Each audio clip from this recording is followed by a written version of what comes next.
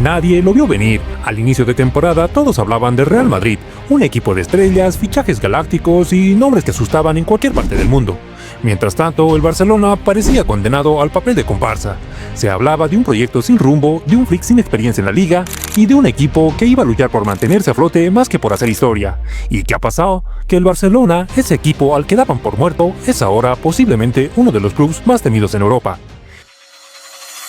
El Barça ha pasado de la incertidumbre a la confianza, del caos a la solidez, de la crisis a soñar con el póker de títulos. Y esto no es casualidad.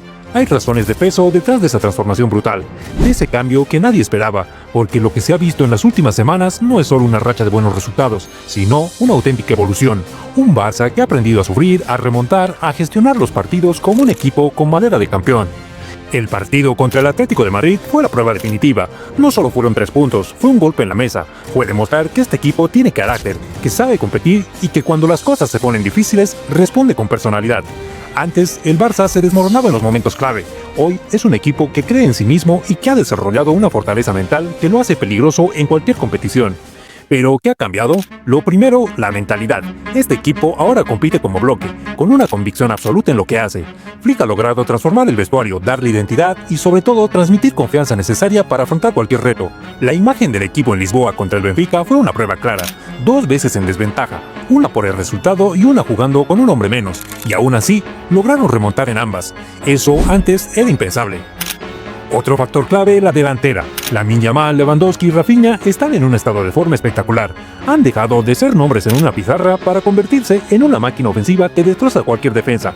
Y si no aparecen ellos, ahí está Ferran Torres, que ha sido decisivo en momentos críticos. El ataque del Barça es hoy por hoy una de las armas más letales de Europa. Y ojo, porque el cambio no ha sido solo en el ataque.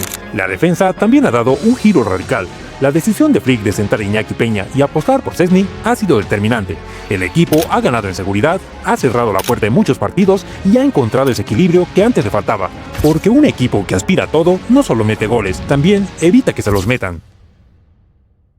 Este Barça ha aprendido a rentabilizar sus goles, a gestionar los tiempos, a ser un equipo más maduro, y eso lo convierte en un candidato real a todo. Con la Supercopa ya en el bolsillo, está en la pelea por la Liga, la Copa y la Champions, y tal parece que este equipo sigue creciendo.